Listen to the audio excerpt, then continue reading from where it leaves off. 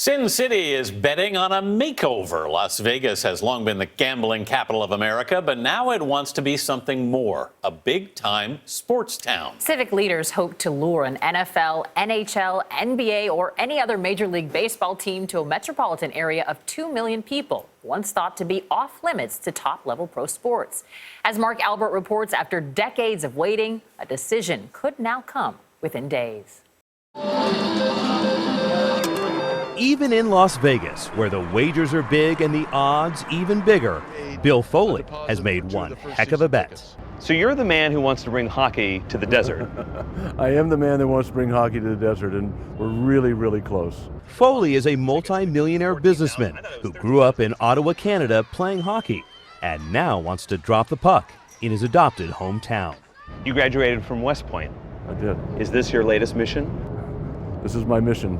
How much total are you willing to put into this of your own money? I'm going to be majority owner of the team. So we're talking what, 500 million? That's not a number I can confirm, but I won't deny it either. That's a lot of money. It's a lot of money.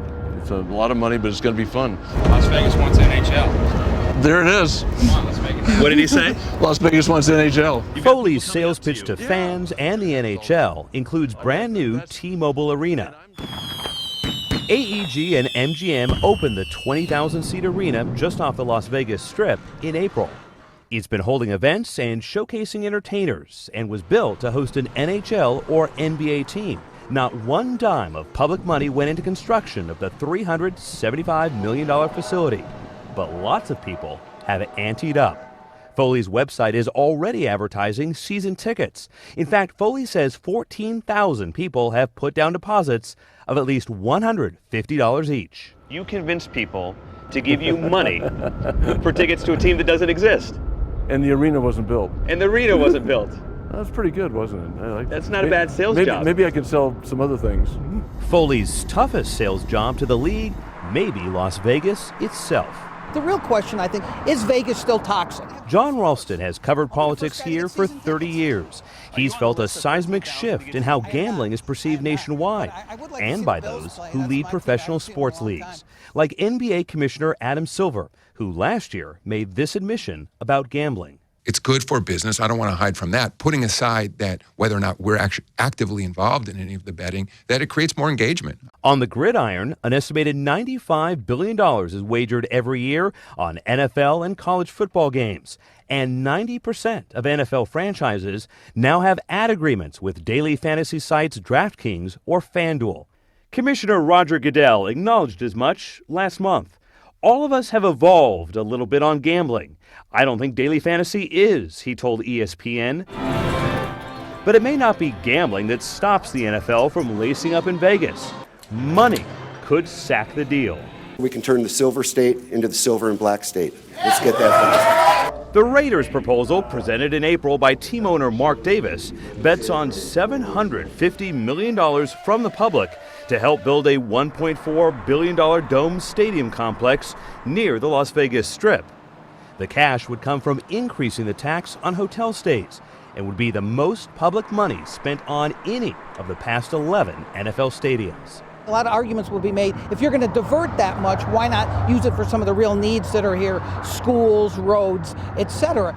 Casino magnate Sheldon Adelson has dealt himself in. The Raiders would contribute $410 million, while Adelson and his partners chip in $240 million. But the deal would have to be struck this summer, in an election year. The public relations of it are a nightmare.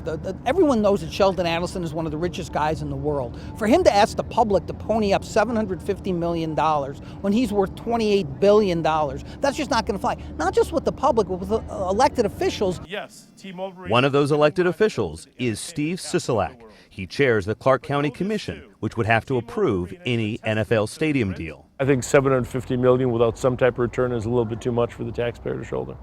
So you're skeptical?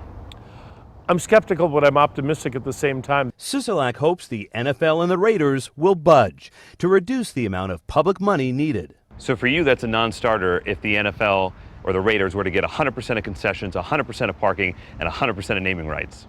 If they get 100% of the revenue and only put in $650 million, it's going to be difficult, real difficult. Yeah. In other words, that means it's not happening.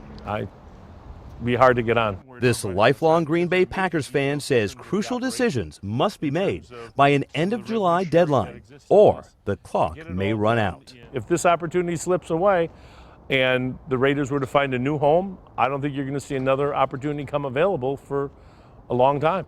You're not in the fourth quarter. You're in the final 2 minutes. I guess we're approaching the 2-minute warning, I'd put it that way. We're approaching the 2-minute warning. But the NHL, not the NFL, may score first.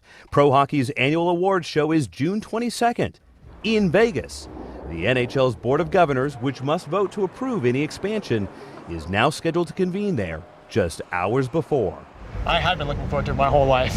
Vegas' first professional sports team. Die-hard hockey fans like Eric Byro are among the 14,000 who paid to be on Bill Foley's season ticket list. How much did you put down? $600. Why? Because I want to have a hockey team. Ken Bolke created the site sinbin.vegas to track every minute development. We've always been a tourist city. We've never had something that we can say, this is what defines Las Vegas. And an NHL team would define Las Vegas. And it would define Bill Foley. Are you a patient man? I'm not a patient man, but I've learned patience. I have been spoken to by the commissioner various times when I did not do exactly what he wanted to do, and I'm never going to do that again. You've been dressed down by the commissioner. I haven't been spoken to by anyone as I was spoken to by him since I was a plebe at West Point. Foley says he's now out of the penalty box with his goal finally in sight. For CBS This Morning Saturday, Mark Albert, Las Vegas. I love they have diehard fans even before they have the team. I know. It's an interesting topic, though, how that profit distribution would work out, and it does seem like it's integral to the discussion. That's going to be the big battle.